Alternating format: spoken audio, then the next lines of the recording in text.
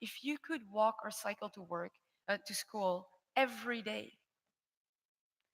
Unfortunately, in North America, it is estimated that only 13% of children actually walk to school in the morning. And on average, kids get about, hold it, 4 to 7 minutes of free outdoor play a day. 4 to 7 minutes, that's literally nothing. Just think about the consequences on their development and their well being. So I hope you can start to understand why I really, really want my daughter to grow up as a free range kid. So, how can we make this happen? In Portland, they painted the streets, but there are many other ways we can create space for children. More often than not, it's about looking at what's already there through a different lens. When the city of Utrecht in the Netherlands asked our spatial strategy firm to look at the health and well being of their city, we came across a different solution. We noticed that one of the neighborhoods really lacked a place for the kids to play. They just didn't really have a place to go. But we wanted to avoid the obvious solution of building a new playground, as that would involve planning and budgeting and construction works, and it can be a really long process. So we wanted to find a solution for the children who were living there today, not in 5 years or 10 years. When you think about what kids need to have a great time outdoors, not surprisingly, it's not a lot. They need lots of room to run around, obstacles to hide behind or climb on, and preferably a place that is free of car traffic. So, looking at that neighborhood again through this lens, with this new set of requirements, we noticed that there were two schools who checked all the boxes. Only the playgrounds weren't available for the neighborhood kids. So, our solution was a simple one: propose to the city and the school to come to an agreement to keep the schoolyards open after hours. In fact, the city got so excited about this solution that they turned it into a citywide strategy for all schools. Just imagine how many more outdoor adventures can take place now in the city of Utrecht by looking at what was already there through that health and well-being lens. I want you to think back for a second to that dream neighborhood that you visualized in the beginning. What it looked like and how it made you feel.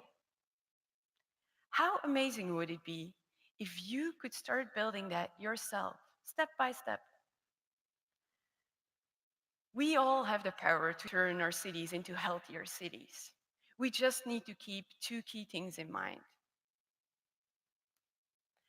First of all, that triangle is crucial. It's crucial because we need to understand how is our environment dictating our behavior. If we want to build a healthier city, we need to ask ourselves, what is the behavior that we're aiming for here? And how would our environment have to change to enable or support that behavior? Those are the key questions. Oh, and secondly, it doesn't have to be big. In Portland, they painted the streets. In Utrecht, they kept the schoolyards open. Whatever solution you might come up with, it doesn't have to be big to have a positive impact. So tonight, on your way home, or maybe tomorrow or the day after, I would like to invite all of you to really observe your neighborhood. What would you like to change? And how could you start changing it? Thank you.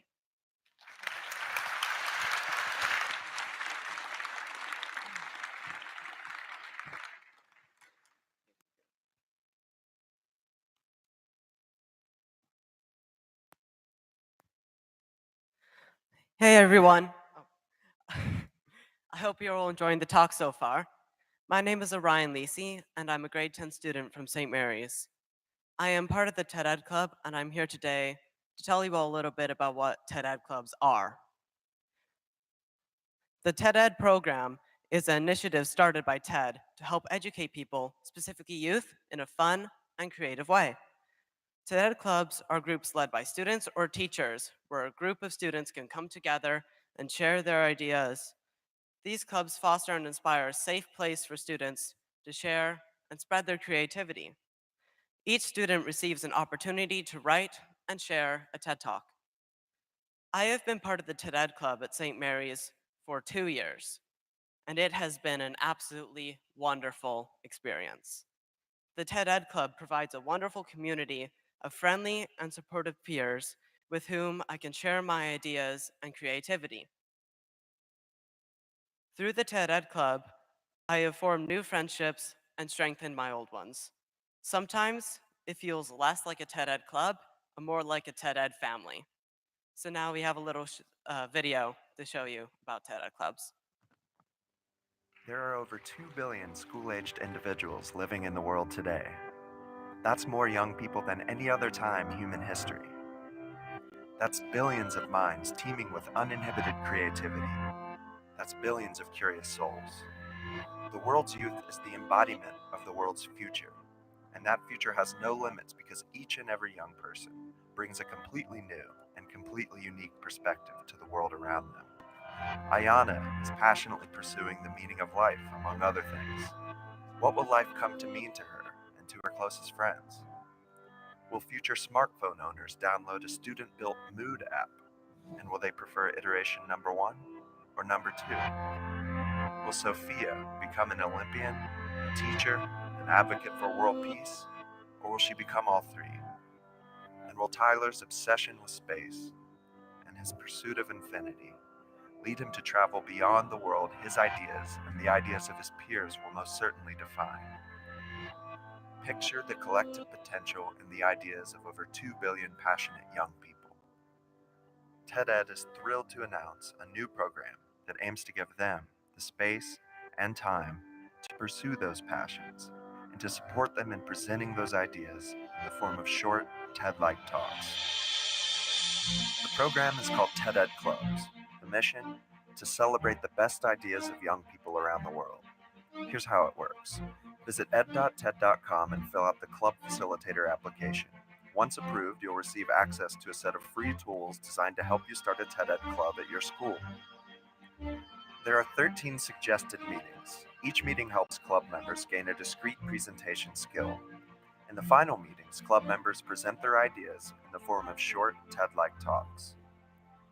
Teachers, you can nominate presentations to be featured on TED or at the annual TED Youth Conference. And students, the world is waiting to be redefined by your biggest, smallest, boldest, quirkiest, bravest, most inspiring, and most brilliant ideas.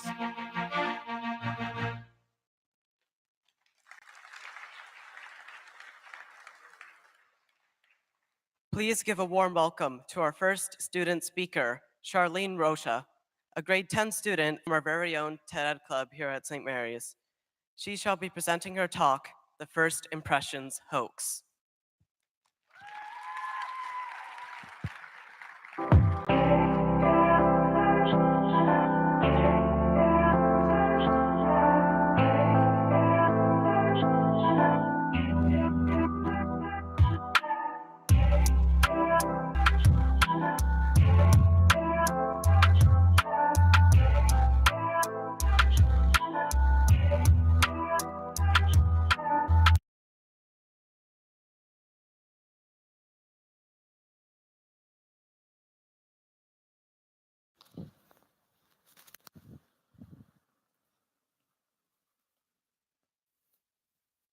My name is Charlene Rocha.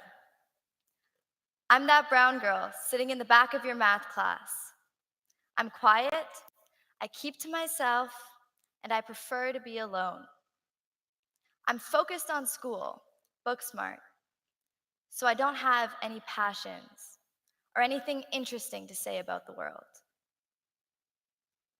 At least, that's how others first see me. When I asked my friends what their first impressions of me were, this is what I got. Nerd, quiet, show off, boring. See, I've always known that others had these first impressions of me, whether or not they were accurate. And although these words aren't necessarily bad or as bad as they could have been, I thought it was weird that they were sort of unforgettable. Every single person that I had talked to seemed to have this weird first impression of me, this first impression that I thought was so inaccurate. Thankfully, these don't last. And it's a good thing that they don't. Studies show that we form these opinions in a tenth of a second. It's too small an amount of time to actually get to know anyone. Still, we think that first impressions matter so much. When I first met my friends, I didn't see them as potential friends. They were just normal people. The first impressions that I had of them told me nothing about their personalities or about who they really were. It wasn't until we actually started talking and we got to know each other that I started to see the real them, their true personalities. And this made me realize something. If we just put assumptions aside, we can get to know so many people. We can be friends with people we never imagined ourselves being friends with. Well, why is this so hard? We are always told that first impressions matter, first impressions count. We only have one chance to make a good first impression.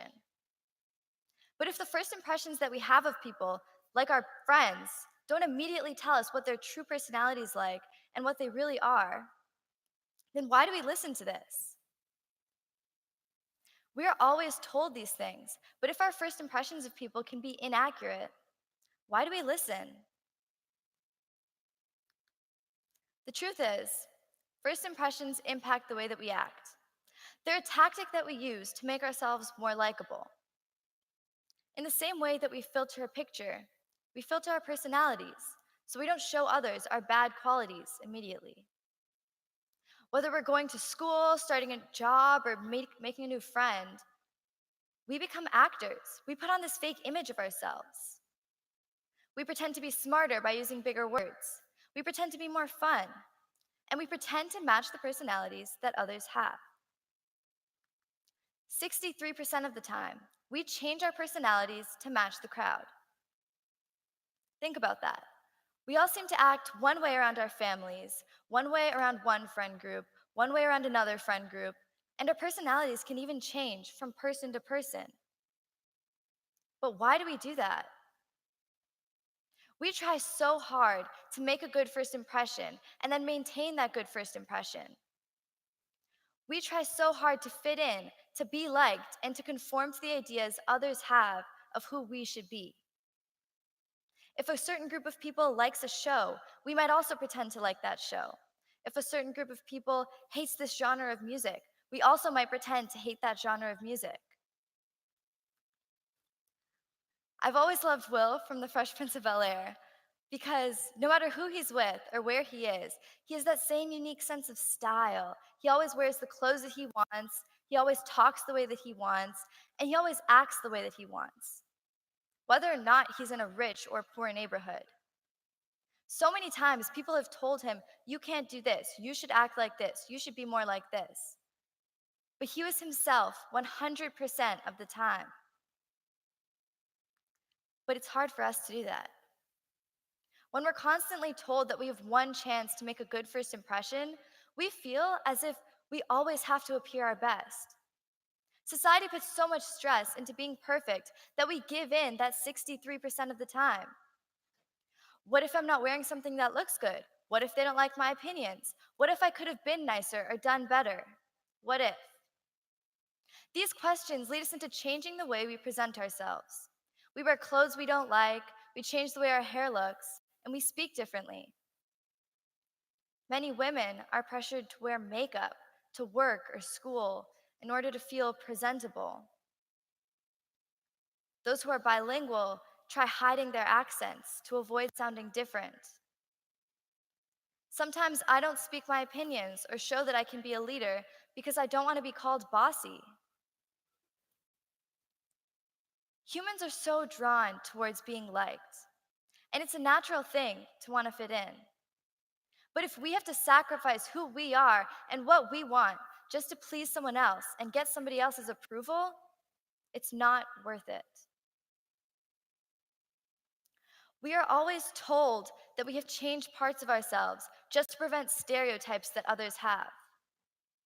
And when people say that a first impression reflects your true personality, they're just trying to get us to conform to the ideas of what they want us to be.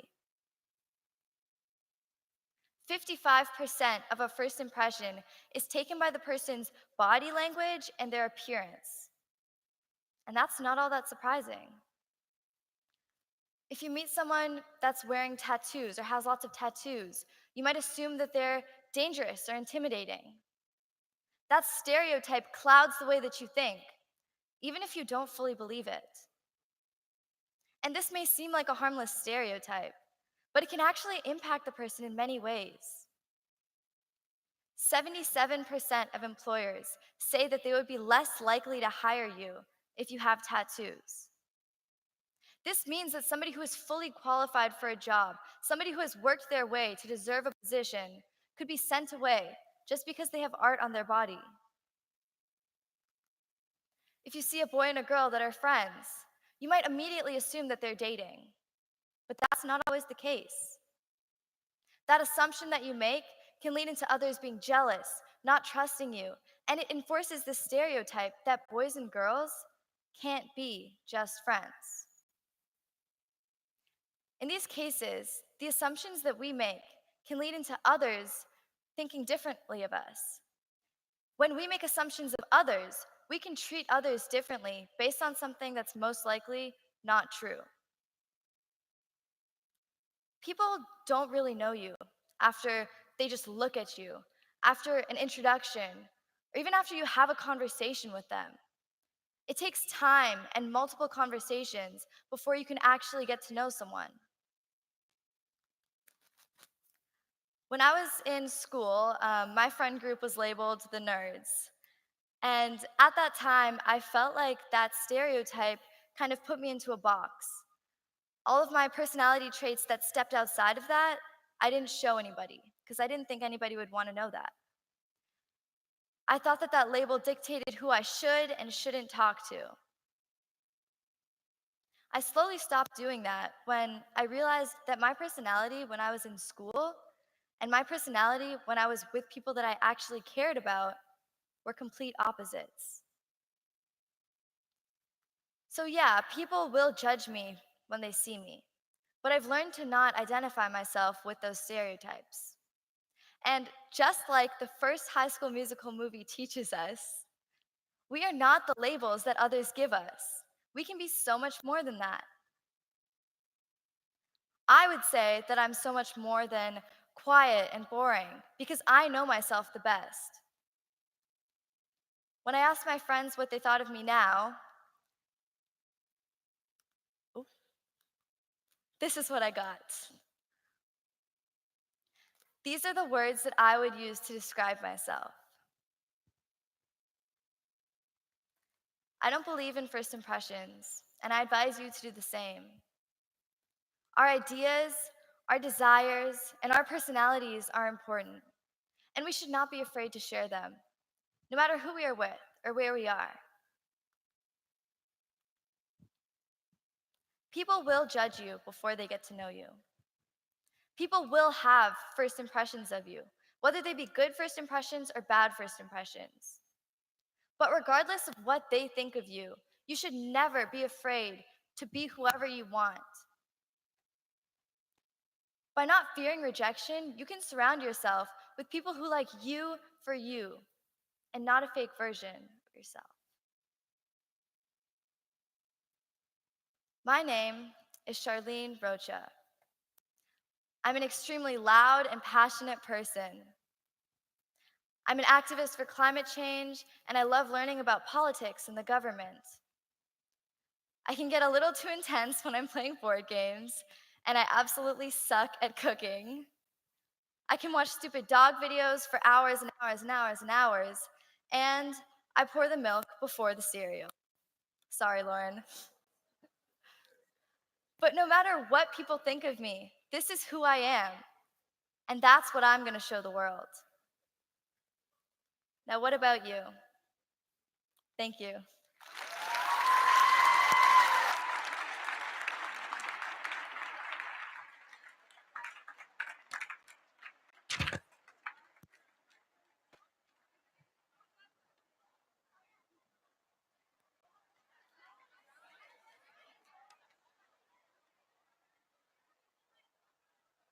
Hello, everyone. My name is Nathaniel Zimmer from St. Kateri. I am pleased to introduce a creator, author, and storyteller of Marvel and DC Comics and the coordinator of Seneca College Animation Program. Please welcome Jim Zub.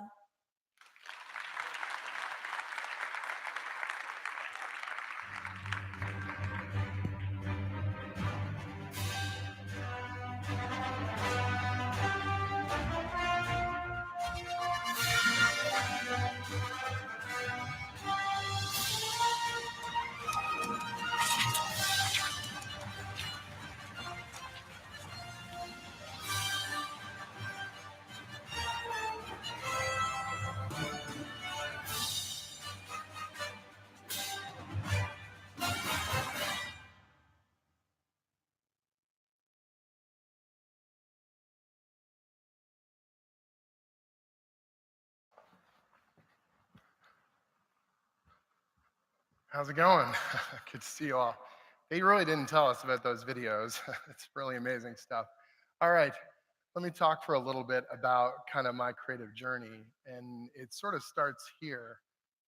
This is me when I'm 8 years old. Uh, yeah, it's 1984. That's why I have that haircut. It's okay. But this kid's got a secret, and he didn't even know it for the longest period of time. He wasn't aware. But now, here in the present, it's a lot easier for me to see it clearly. This kid was raised by dragons. I know that sounds a little bit strange, but I will fully explain it, and you will appreciate it. And I think it will give you some skills that I think will help you in the here and now.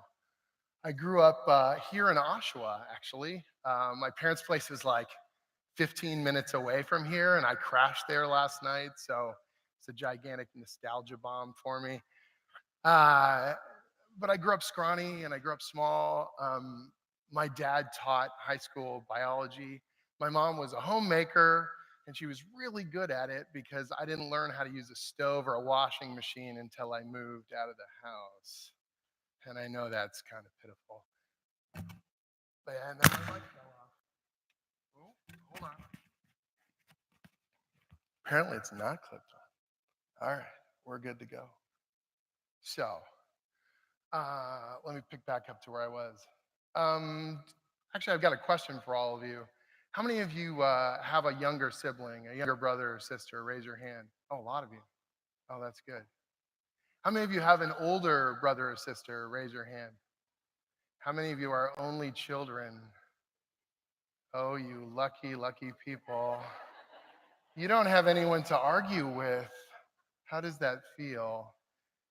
This is my older brother, Joe. You can tell because we have the same haircut. It doesn't look like it in this photograph, but he's actually a lot bigger than me. I would come up to probably not even his shoulder in this particular point. So I'm 8 years old and he's 12. And 1 year, when you're 8, feels like a pretty big gap.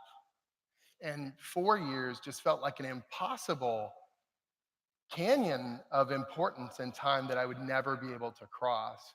I absolutely idolized Joe. He read superhero comics and sword and sorcery novels, and so I did too, and I just desperately wanted to be like him. And he was 12, and that seemed like a really big deal to me when I was 8. And he wanted very little to do with me. He was either had his head in a book or he was hanging out with his friends. I mean, I can appreciate that now. A 12-year-old doesn't want to hang out with the 8-year-old, but it killed me. I just wanted to be equal to him. I wanted to be able to spend time with him. And we didn't have that gap at first, but all that changed this year. My older cousin, Mark, he introduced us to this ridiculous game that he'd gotten for his birthday, and it was called Dungeons and Dragons. Now, maybe you've heard of Dungeons and Dragons. Maybe you have seen it on The Big Bang Theory or something like that. And it sounds crazy, but this little game actually had a profound effect on my life. It taught me about myself, it taught me about other people, and it incredibly started me on a creative path as an artist and as a teacher. So, let me give you the basics, walk through how this thing sort of works, get a little bit technical, and then I think it'll all make sense. Dungeons and Dragons is role playing. Role playing is a form of storytelling. And storytelling is a huge part of how we frame our world and learn things as human beings. It seems like a pretty big jump, but I'm going to walk through it, and I think it'll all make sense to you. This is the prefrontal cortex, part of our brain. It's what's responsible for what we call complex cognitive behavior. It determines things like our personality or our expression or the way we make decisions. But in human beings, it has a very unique quality in that it is an experience simulator. Unlike animals, we can actually imagine ourselves doing things, or we can experience fiction and learn from it. And that's completely unique to people. So I'm 8 years old. I don't appreciate any of that stuff. I don't care about the prefrontal cortex. I just want to be like my older brother.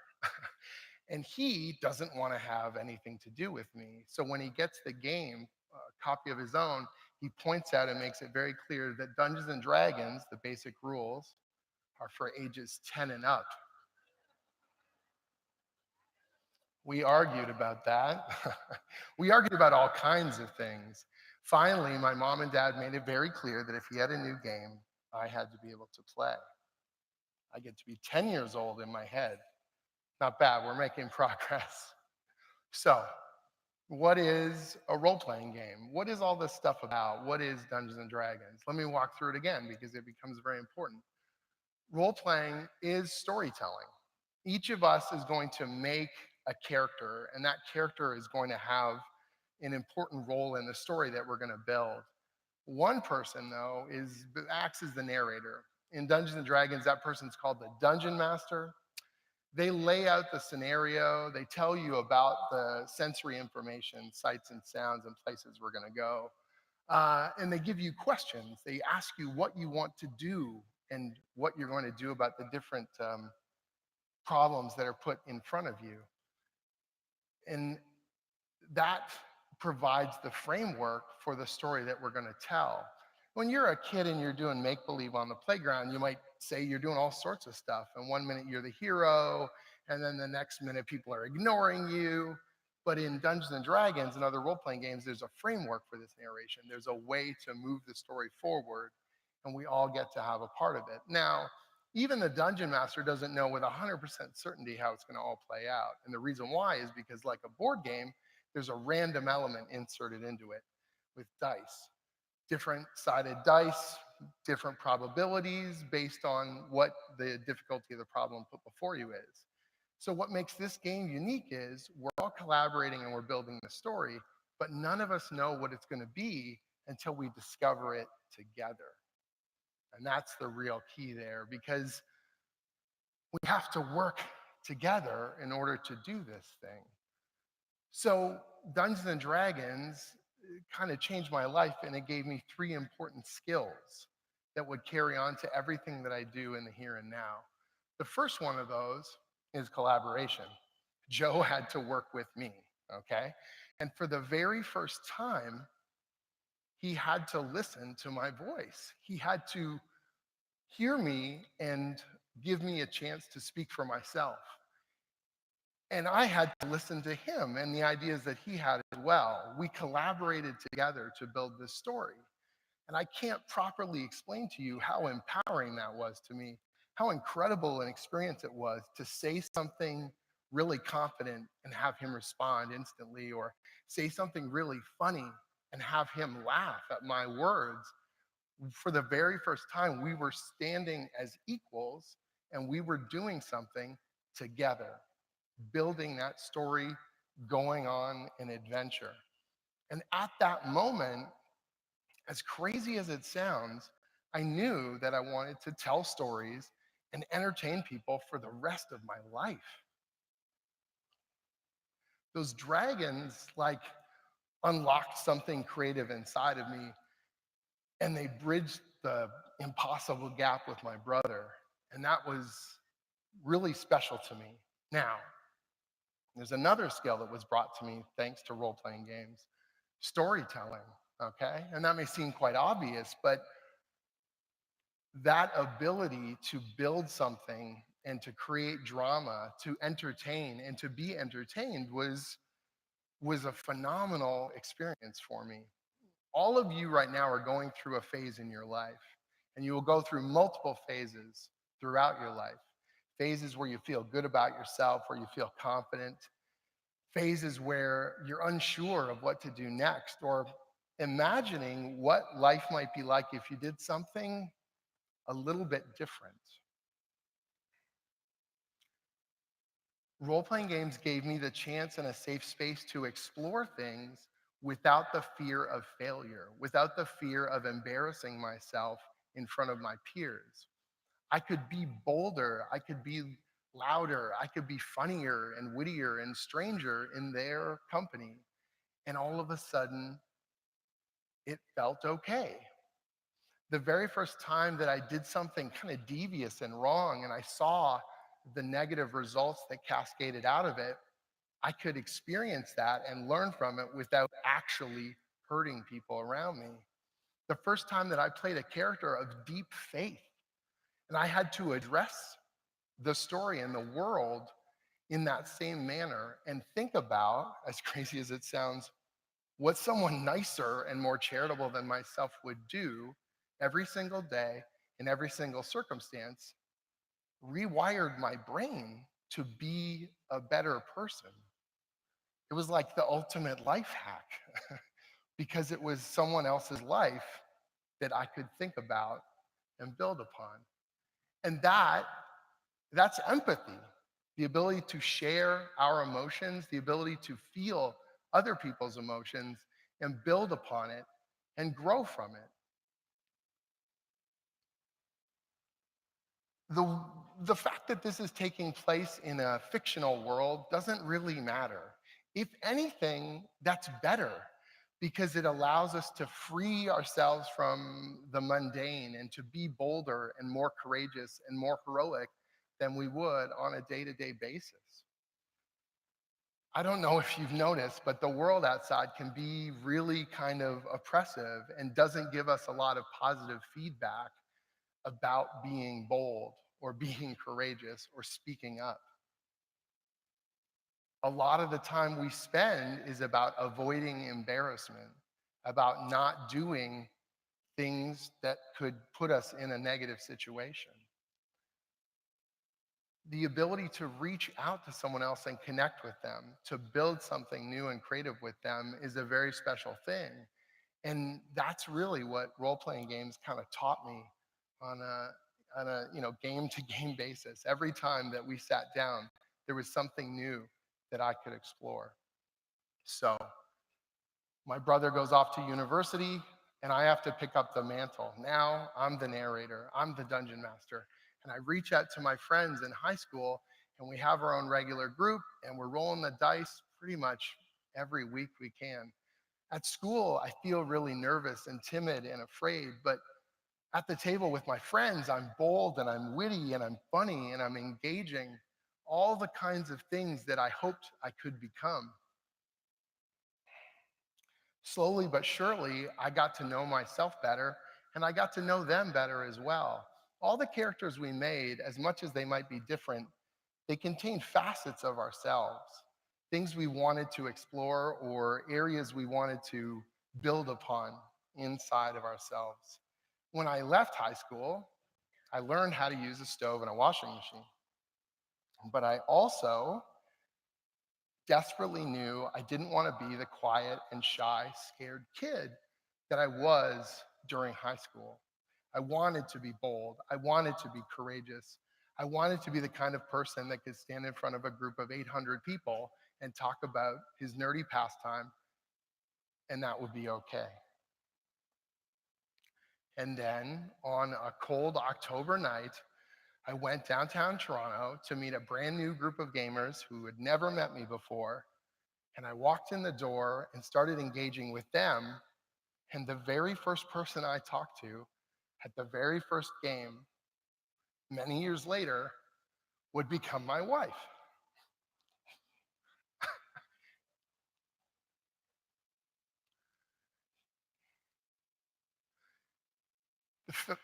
Sorry.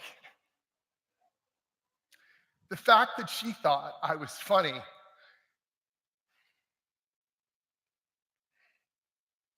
the fact that she thought I was funny and confident and bold blew my mind because I was none of those things. And I never had been. But I'd always been. I'd always been that person inside.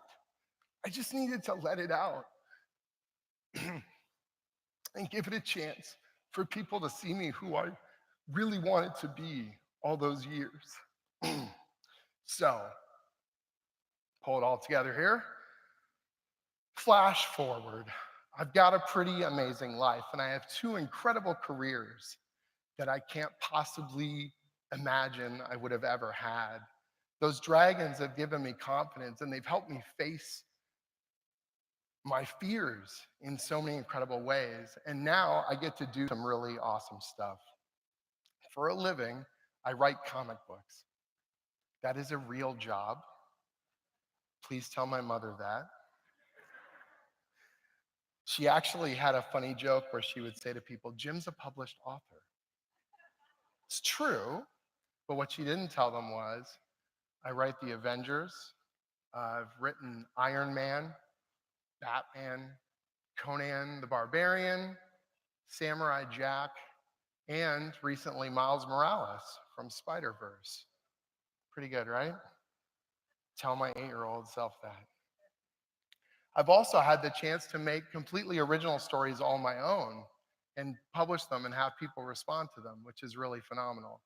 And in the strangest, impossible full circle, I now write the official comic for Dungeons and Dragons.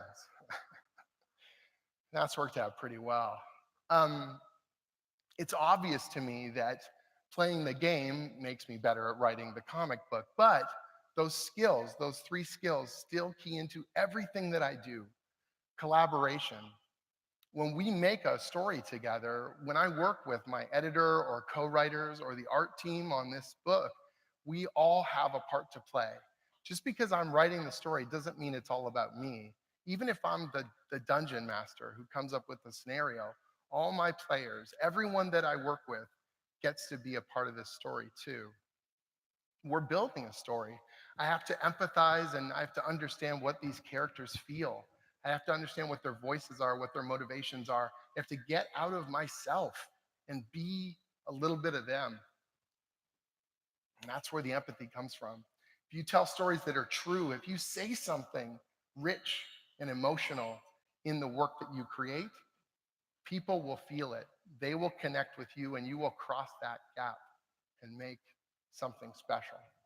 At the same time, I also teach up at Seneca College on the York University campus. I'm an instructor in the animation program. It's like a 3-year advanced diploma program. I work with over 150 students every year, and I teach courses in environmental design, character animation, and storytelling. It's all the same stuff. It's all the same skills. Every time I'm collaborating with my students, as much as I'm the teacher at the front of the room, I'm the dungeon master, I'm laying out the scenario for them and I'm teaching them lessons, they're also involved. They have to have a voice. They have to collaborate and build something. Storytelling is what we do in our program, but it's also the story of their own careers and the creative fires that I'm trying to stoke inside of them to be able to tell their own stories and build their own skills. Education is not just about information. And one of the most valuable things I've learned is that you are trying to create empathy when you teach. If I want you to remember something, really remember something, I don't just tell it to you, have you memorize it, and then regurgitate it back to me. That's not education. That's just memorization. If I want it to stick with you, if I want it to be a part of you from now on, I have to connect with you emotionally, make you feel something, and then it stays up here.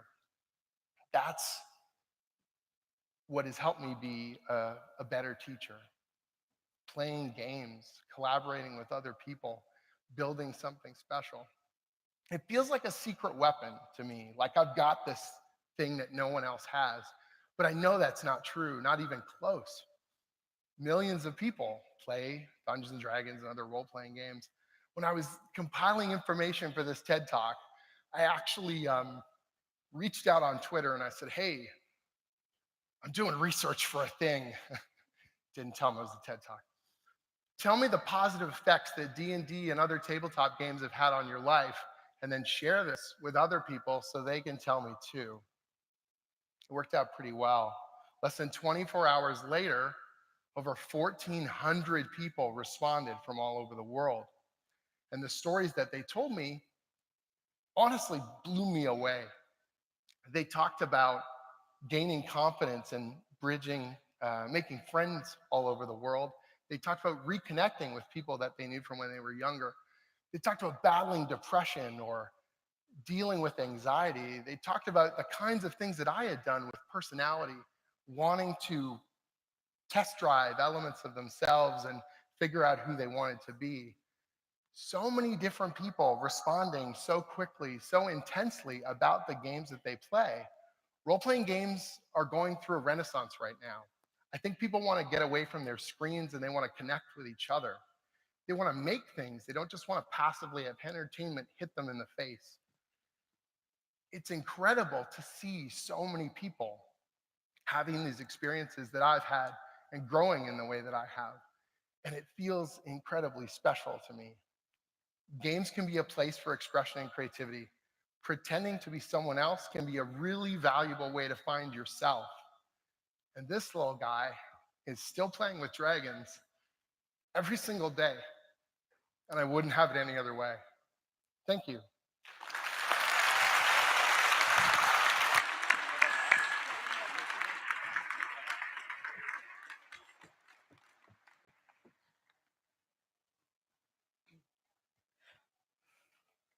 Rachel Perrin is a 19-year-old Toronto-based activist who addresses genetically modified food issues and government regulation in regards to food labeling. She is a founder of a nonprofit, Kids Right to Know, which informs people about misused food labeling. She's appeared on many media platforms such as the CBC and Kevin Lurie's show, The Lang and O'Leary Exchange. Without further ado, please welcome Rachel Perrin.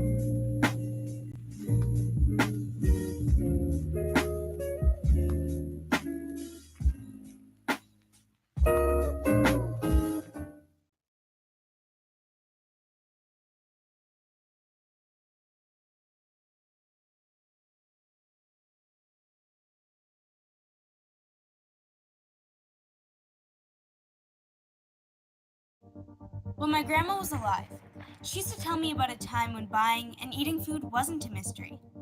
She knew what she was eating. Corn was 100% corn, strawberries were 100% strawberries. But that's not how it is for me or anyone living in North America today.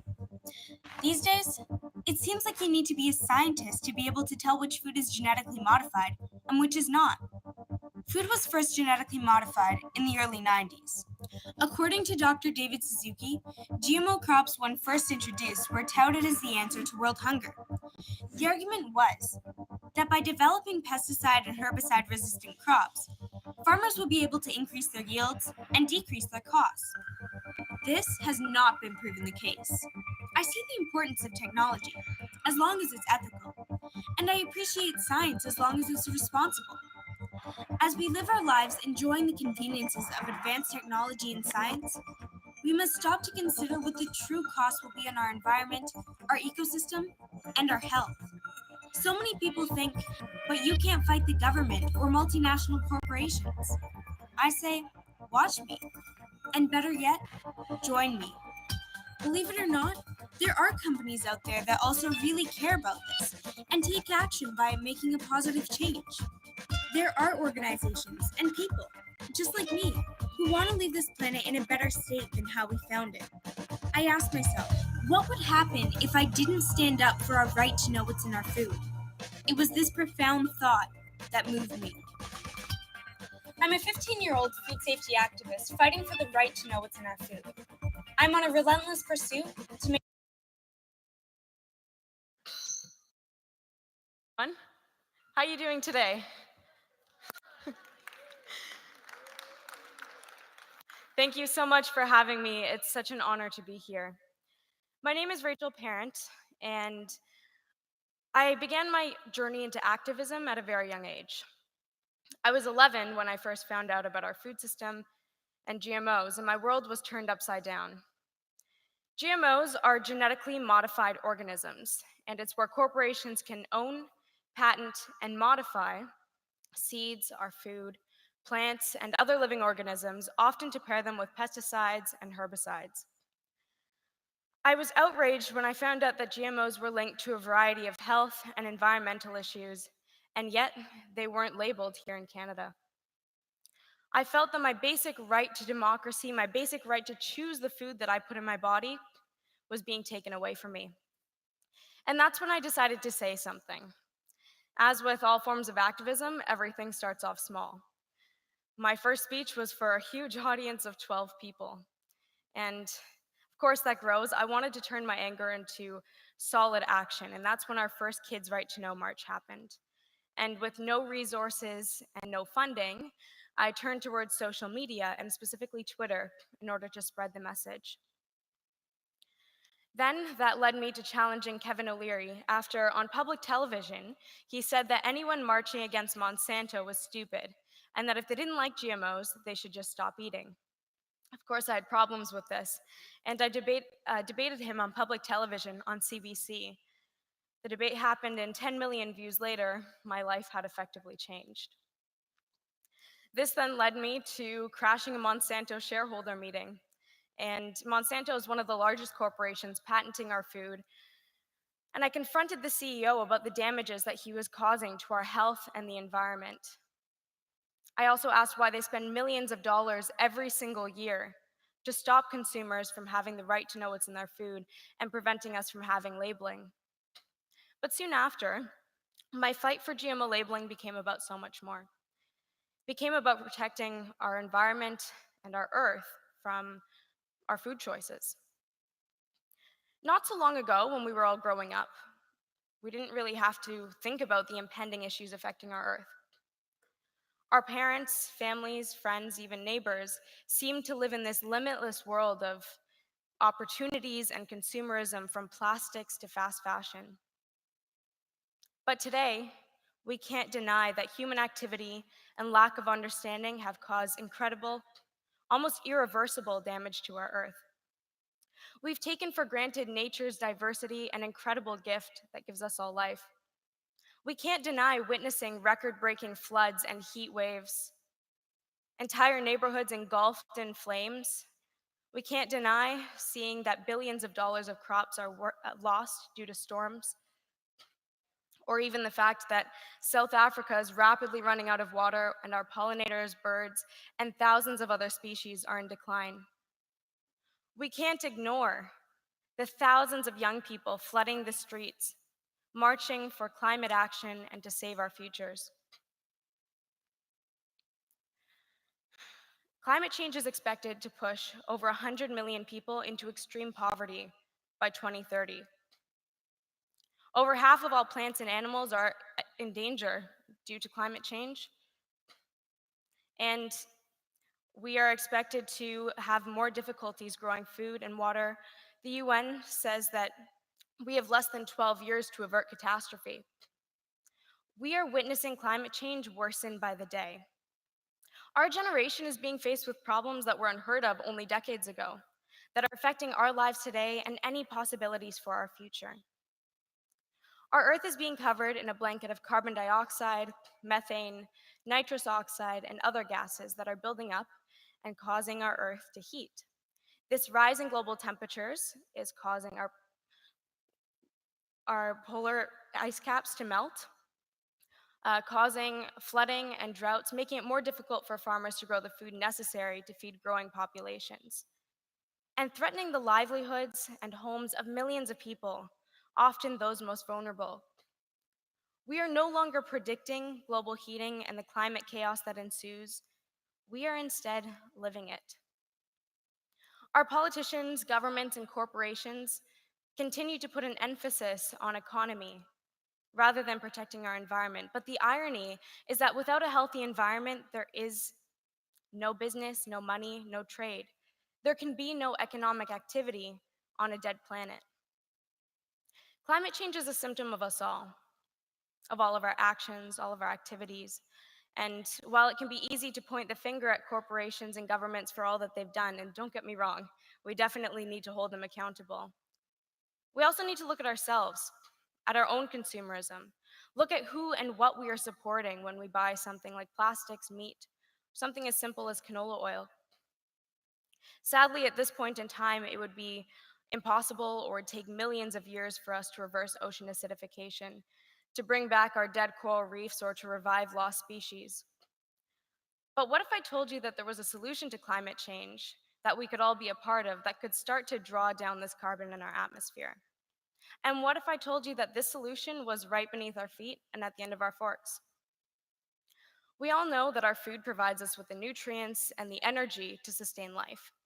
But did you know that food also impacts our pollinators, our marine life, even our climate? You may not know, but industrial agriculture is one of the largest contributors to climate change and global warming. Currently, taking the fact that we are cutting down our Amazon rainforests in order to grow palm oil and genetically modified soy.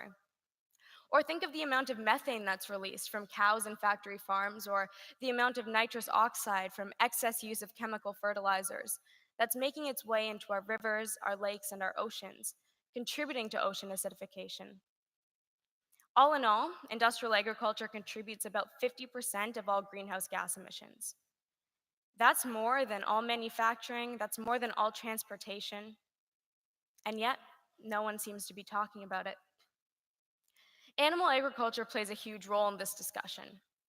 Majority of the meat that people eat is coming from factory farms where animals are kept indoors their entire lives and are fed mostly a diet of genetically modified soy and corn that is doused in toxic pesticides and herbicides.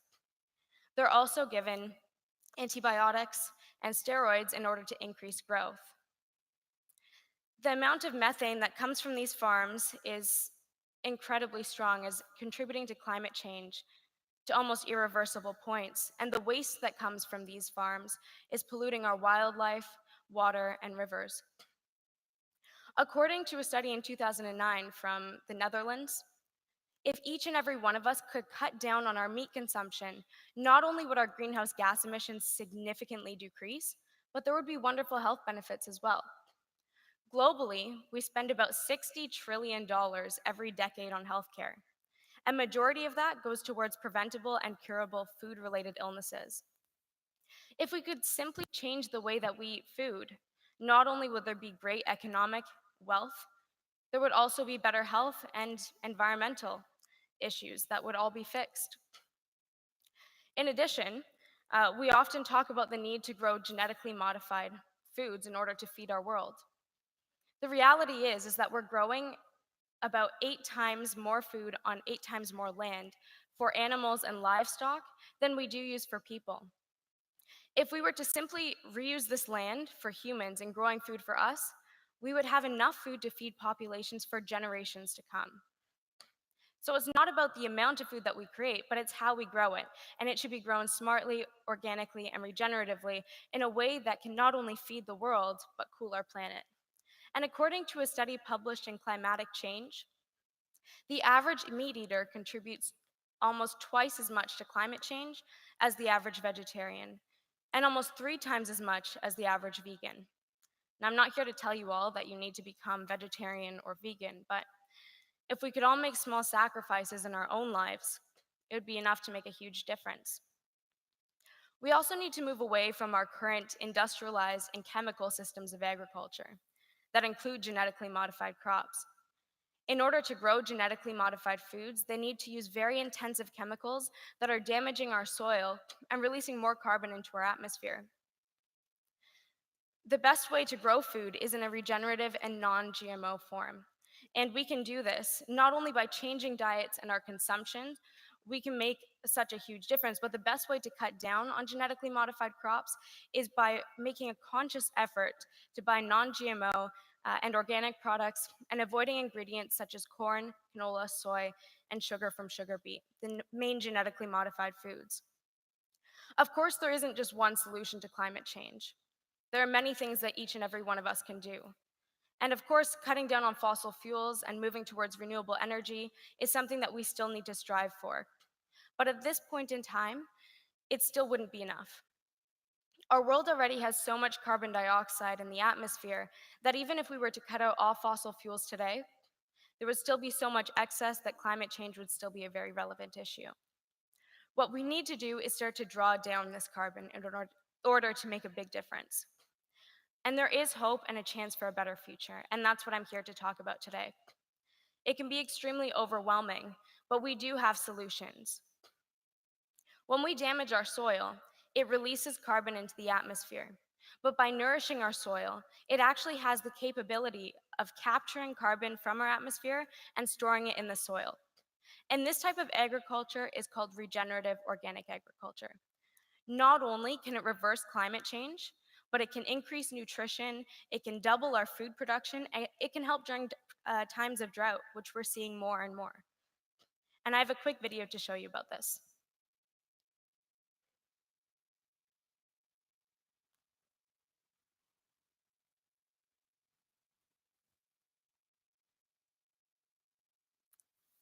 If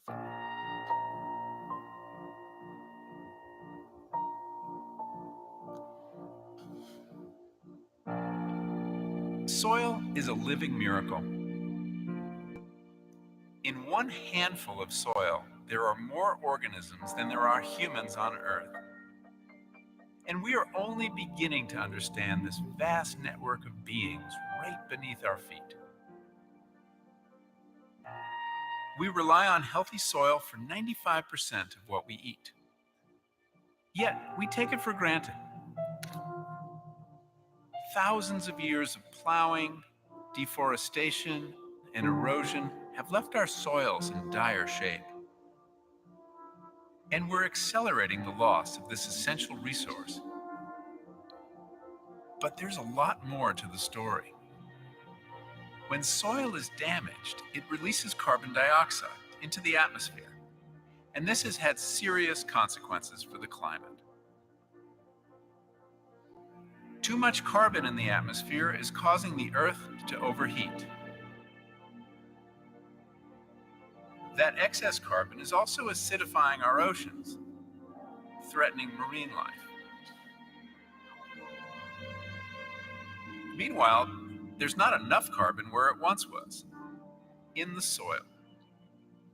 In fact, many of the world's cultivated soils have lost more than 50% of their original carbon stocks. But there's actually some good news.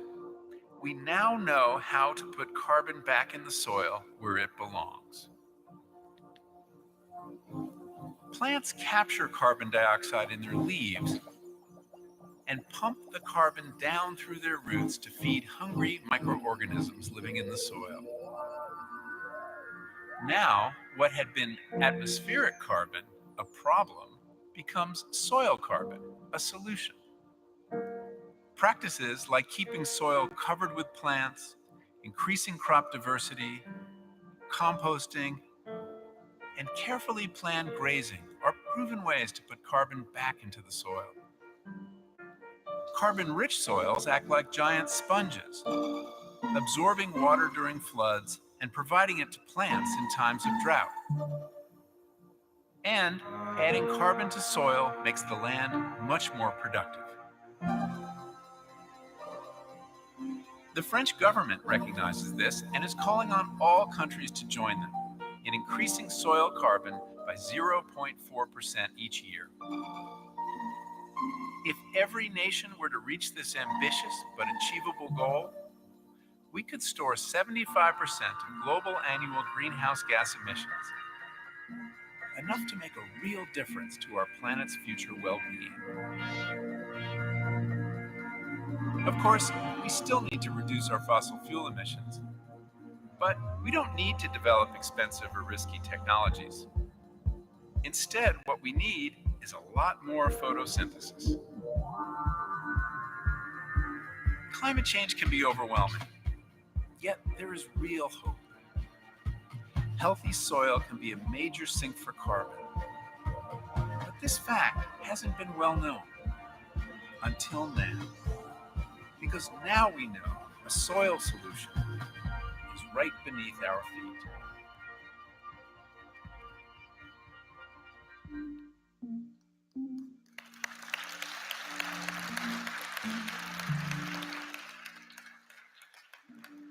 It's time to start connecting the dots between our toxic food and farming, destruction of our oceans, deforestation, climate change, and the decline in public health. Our generation, who has contributed the least to this problem, is already suffering the consequences of actions made by generations before us. If we believe in food sustainability, if we believe in leaving our world a better place and having safe access to food and water for all, then we need to change our ways. We need to cut down on our meat. We need to live non-GMO plant-based diets. We need to move away from fossil fuels and towards regenerative and organic agriculture. These are the solutions that we have right at the fingertips. And although this may seem like a small concept, together, multiplied by the millions and millions of people who live on this earth, these are huge steps. The earth is obviously not a fragile place. It's been around for millions of years and has survived extinctions, floods, fires. What is not fragile is the earth itself, but all life on earth. We are now in a fight for our own survival and the survival of generations to come. Our earth clothes us, feeds us, nourishes us, but right now, it's in a degenerative state. And in order to see the true change that we need, every single one of us in this room has to realize that we all have an incredible potential to do more. We have to imagine the kind of world that we want to live in and not become overwhelmed by the amount of issues, but instead feel empowered and compelled to change them. Some of the actions that we can take even start in our own homes, in our kitchens, looking and questioning ingredients that we choose. Planting seeds, planting trees and native species without the use of chemicals, fertilizers, pesticides, or herbicides. Composting, making your own food and growing food if you can, buying organic and non-GMO, cutting down on our meat. These are all small things that we can all be a part of. Right now, the world needs you more than ever. We all need to become activists in our own daily lives. And as much as these may seem like small ideas, we're all a part of the bigger picture. And when it comes down to our small, everyday purchases, remember that every single dollar you spend is a vote. And in the climate revolution, every vote counts. Not only do we have the capability to make a better world, we can help to create that world every single day. In other words, every bite counts, because there is no planet B. Thank you.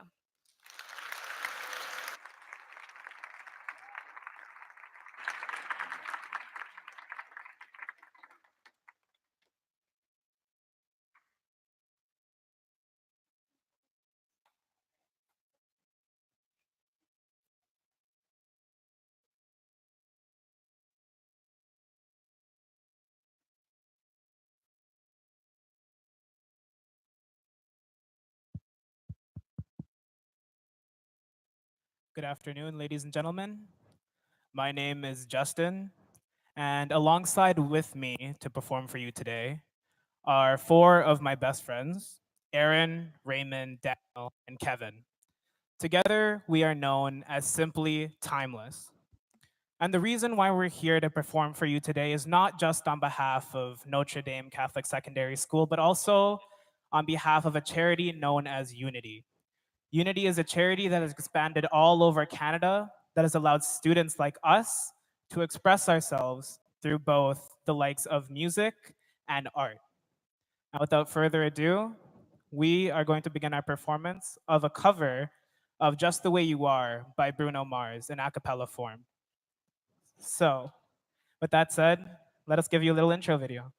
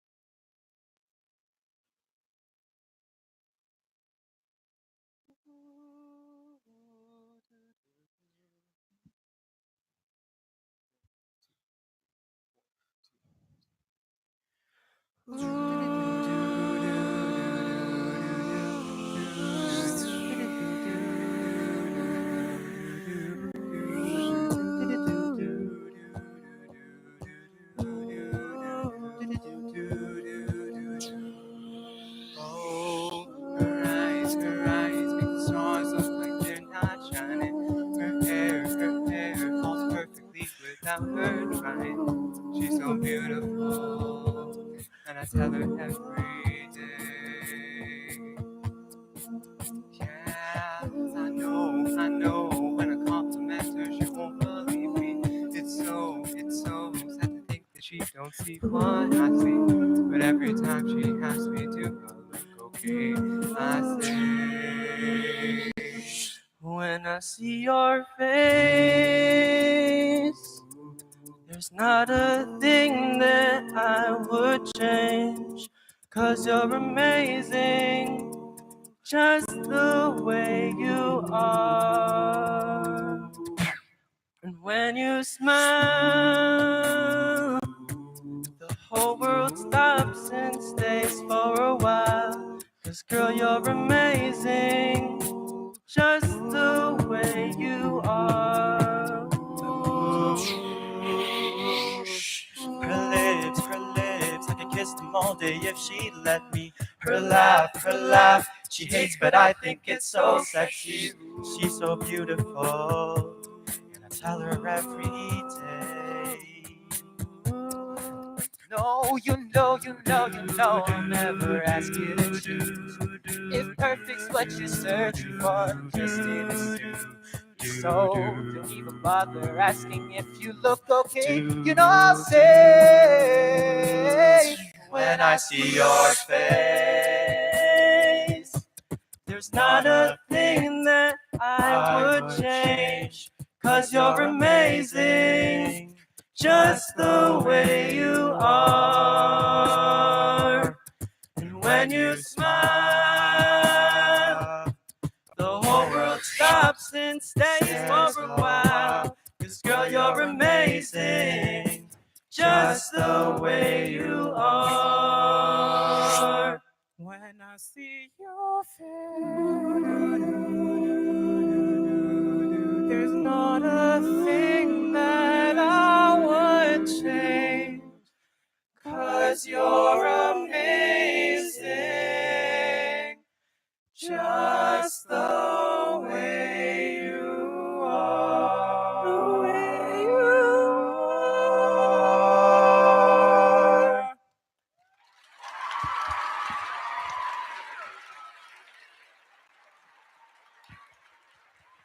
Thank you.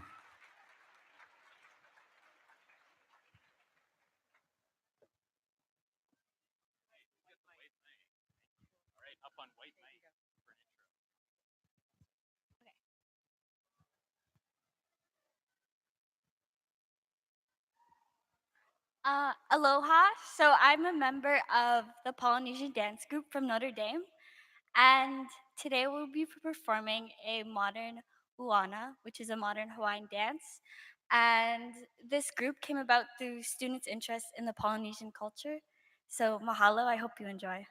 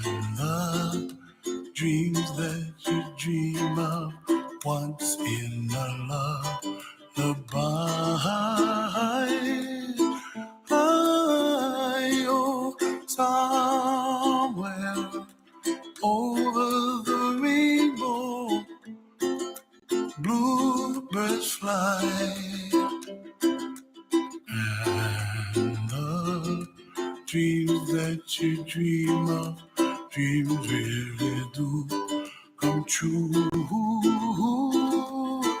Ooh, someday you wish upon a star, wake up where the clouds are far behind. Be where trouble melts like lemon drops, high above the chimney top. That's where you find me, oh, somewhere over the rainbow. Bluebirds fly, and the dream that you did to, oh why can't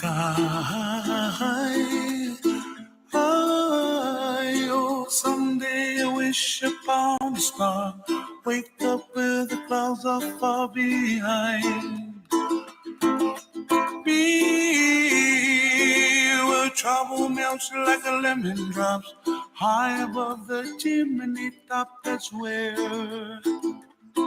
you find me, oh, somewhere over the rainbow, way up high. The dreams that you dare to, why, oh, why can't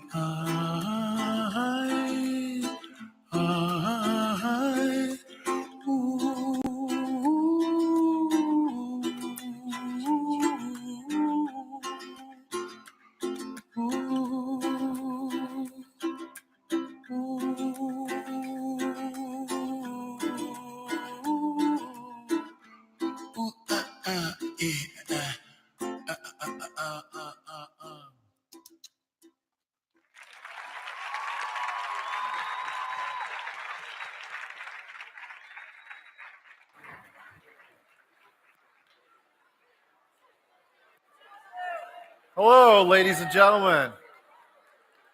Thank you. I know you're not applauding for me. You're applauding because I said when I come back, it will be time for food. I just want to say, yeah, let's hear it for food.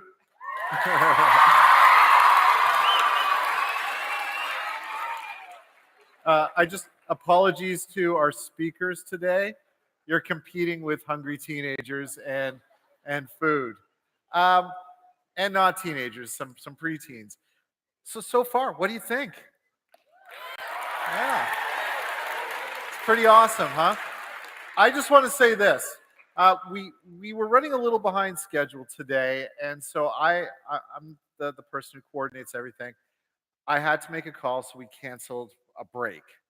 And I made that call because I looked at you guys as our audience, and I thought to myself, they can handle it. They can get through that. Now, the good news is the food you missed on the break, you're still going to get. Okay, so don't worry, and we are gonna get there. We have a great afternoon coming to you this afternoon, and just before we kind of go and have some lunch, we are together as a community, so we are going to say a little prayer before lunch. Those of you who are inclined to pray, we are asking that you bow your heads, and right after we say our prayer, I will start to dismiss from lunch. Now, I can't do prayer on my own. So I do have a guest who's going to be helping me out. His name is Noah Zimmer. He's my son. Nathaniel was up here before. He's going to come up and help me with prayer. He's from St. Kateri. Is St. Kateri here today? There they are. So Noah's from St. Kateri. Come on up, Noah. So, name of the Father.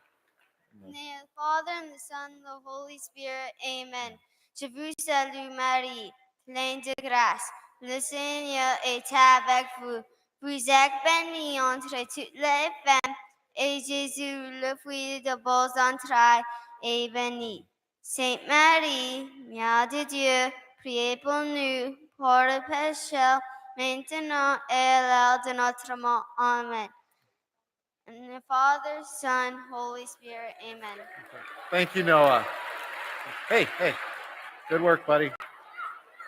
Okay. Oh, hold on. Please grab a seat. There is an order to this. Our official tally today is 790 students on top of adult guests. That's 850 people we've got to feed.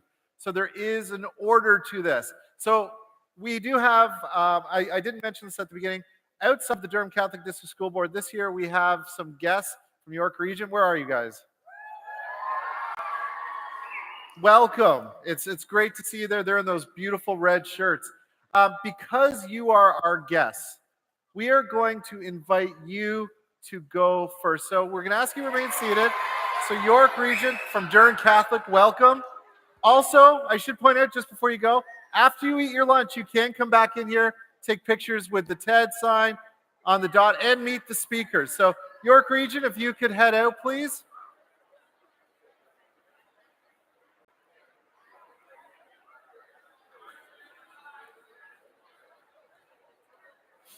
And don't worry, I'm going to get all of you out there. Now, coming up next, and for those of you remaining in the audience, if we do this quickly and we do this quietly, I can get everyone there. Where's Monsignor Prima and their family of schools? Hello, Prima. I am from the very first graduating class of Monsignor Prima. So it's good to see you. Patriots. Patriots. Well, because I have a special place in my heart for Monsignor Prima, you guys are next. So if you could go. And if you go to one of the elementary schools for these high schools, you're allowed to go along with them. So if you're from the Prima family of schools. Now, the next up, oh, and I forgot to mention, if you've brought a water bottle, if you want to take it outside, we do have refilling stations for you. I made a little mistake. We didn't order quite enough of the TEDx water bottles this year. I miscounted. So if you have your own water bottle, that's great. If you get a water bottle and you don't want one and somebody else wants one, please give it to them. Next up, where's Dennis O'Connor? Hey, Doc, how's it going? What's up, Doc? Heard that joke so many times. Dennis O'Connor, go grab yourself some lunch.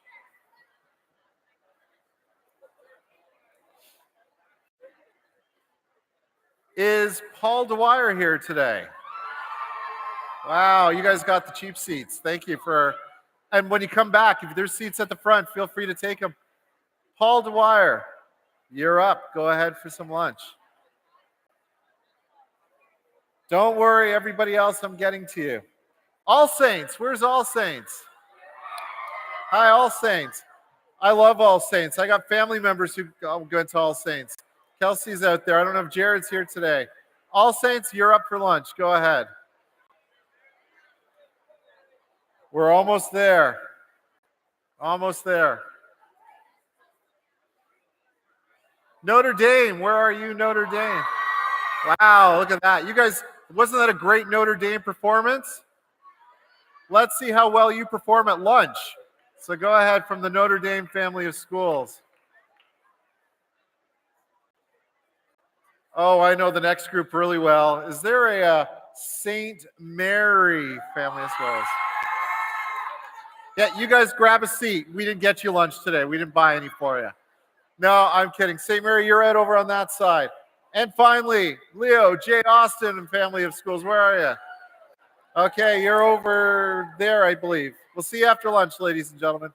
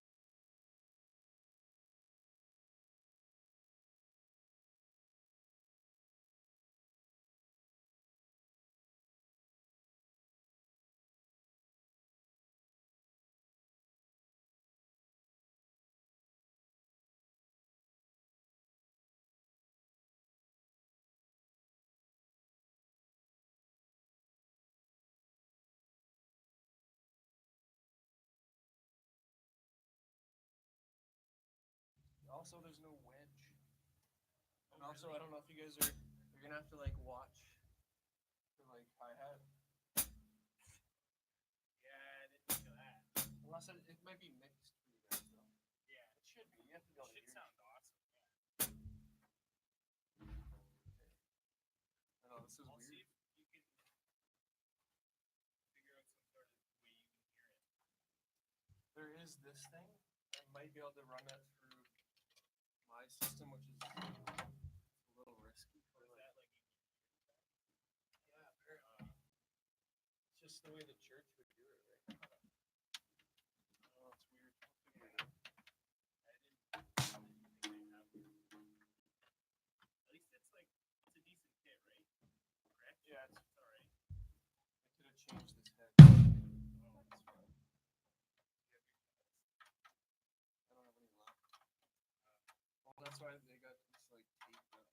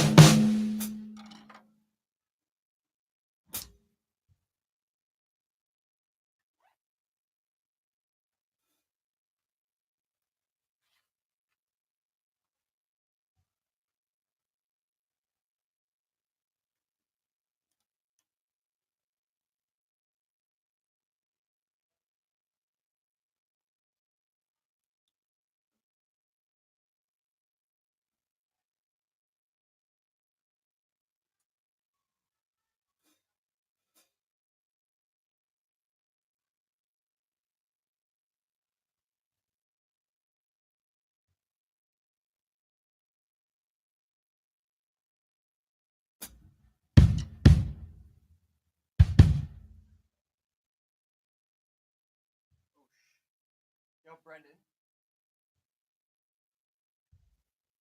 Sorry, can you grab my backpack too? It's out there. Yeah. One of my triggers is in there. Thank you.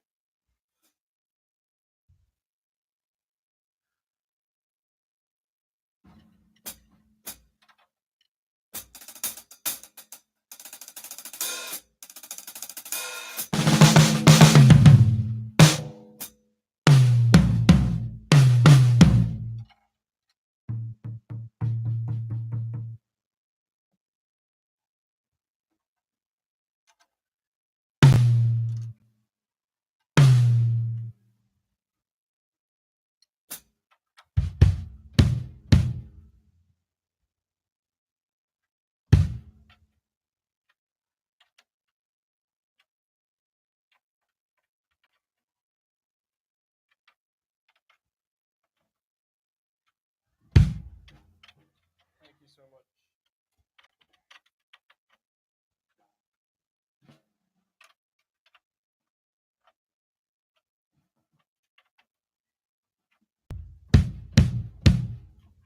That's your snare bank, you said. Yep.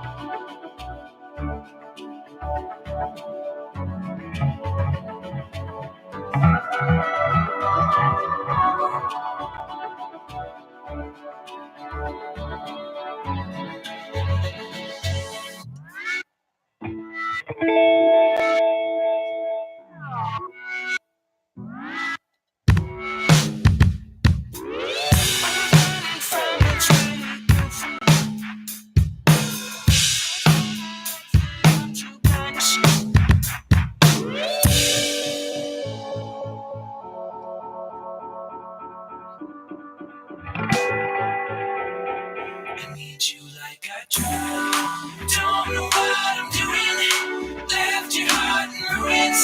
What have I become when I need you like I drowned? Admit that I'm an addict. It hurts when I don't have it.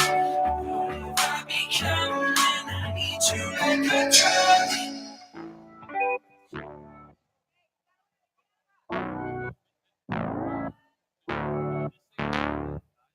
I can tell when you read all my messages. There's no chance of getting you back again.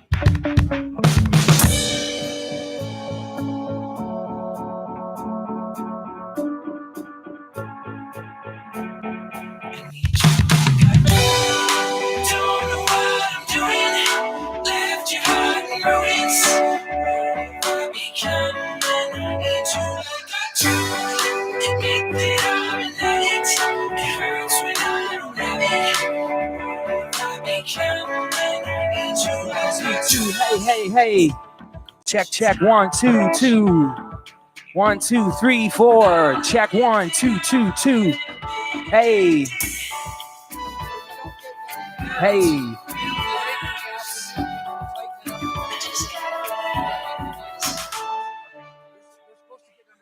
Check, 1, 2, 2, 2. Okay.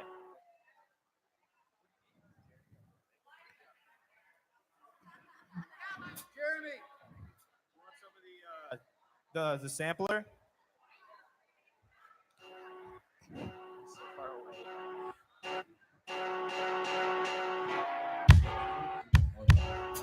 Yep. I got that on full there. It's a little quiet. Yeah. Yeah, maybe the DI or.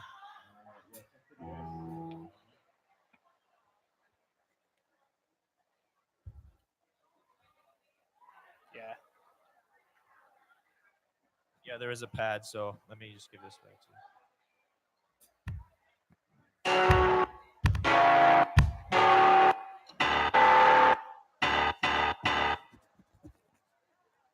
Is that still quiet?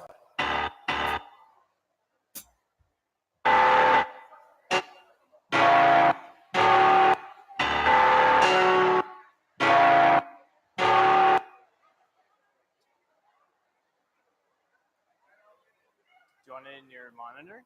You want some of that in the wedge? Yeah, I'll take Yeah. some in the wedge, please. Let me just set this.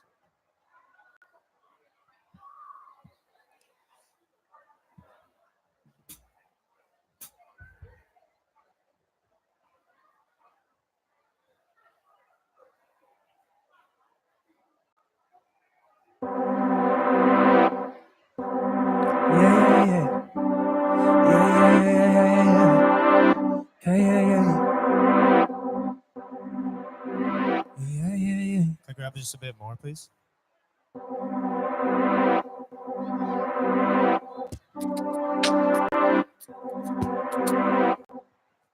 That's good for now. Did you get the guitar?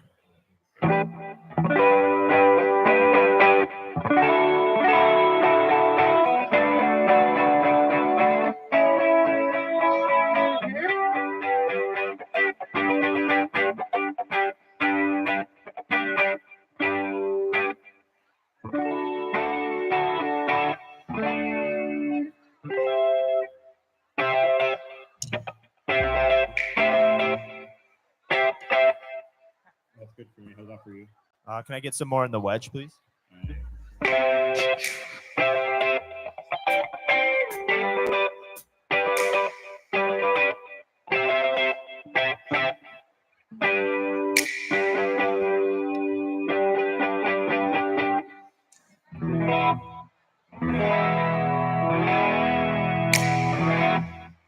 That's good for now.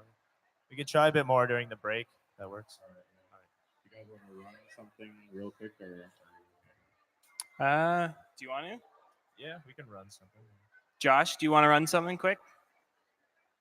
You want to run one?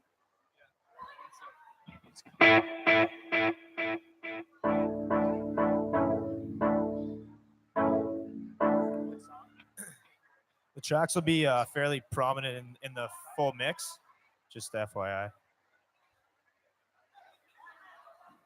Okay. Small talk. The tracks in the sampler, yeah. Small talk? All right, give me a sec.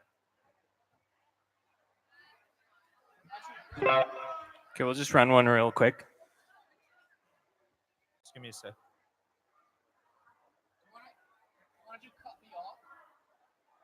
Cut me off? This is fucking stupid.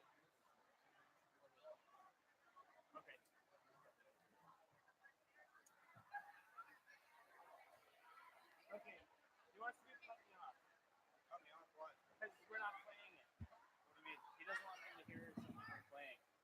Or do you care? Do you want to just do small talk? Just do whatever.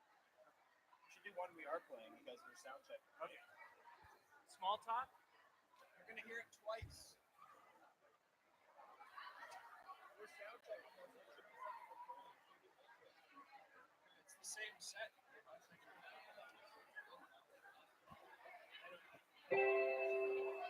We'll just do half of it. All right, we'll run a track quick.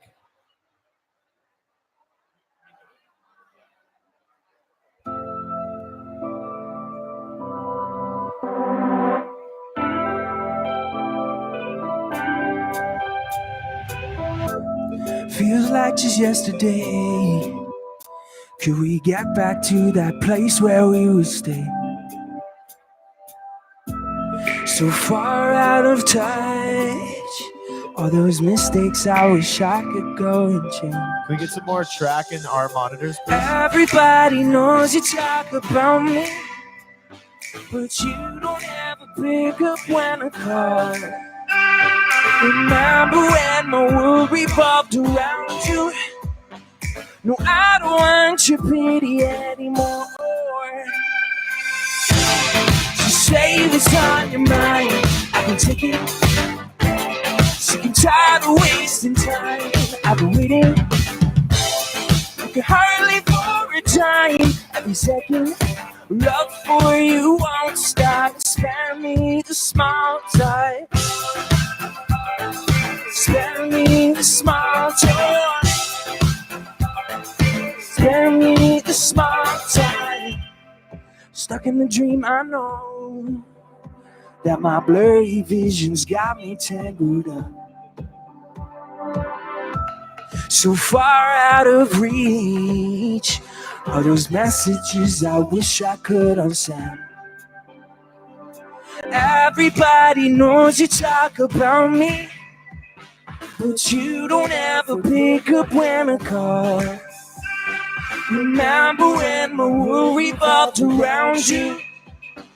No, I don't want your pity anymore.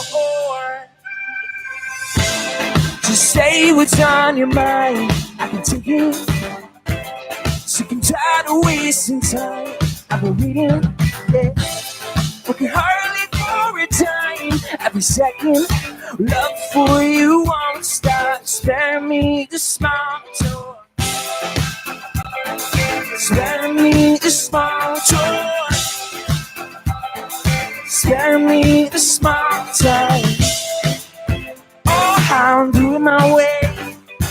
There's nothing to say. I've got nothing to say.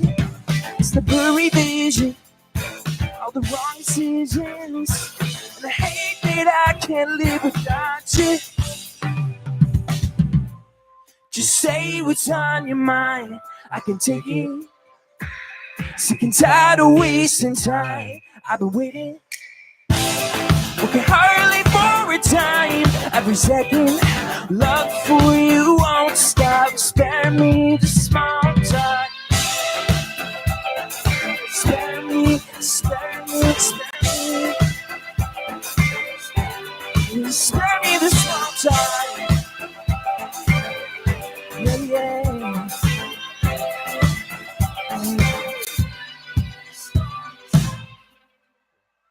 I think just if I can get guitar into the wedges. Thank you. Yeah, it sounds good.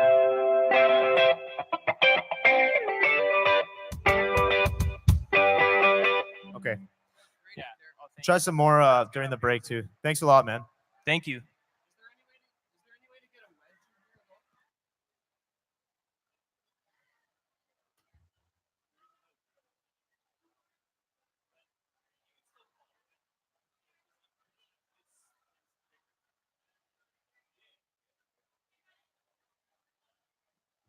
Sounds pretty good.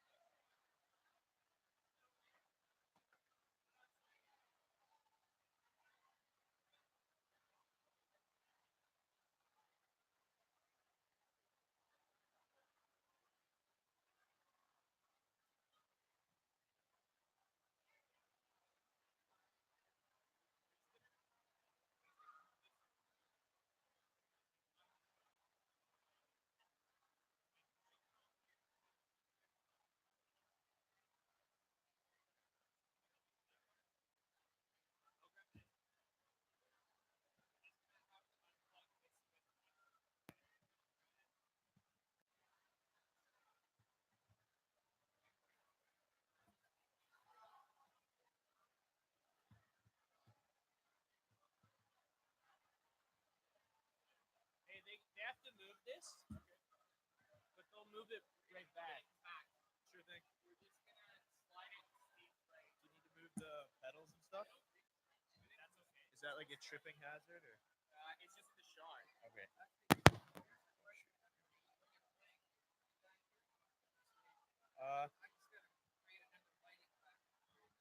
Okay.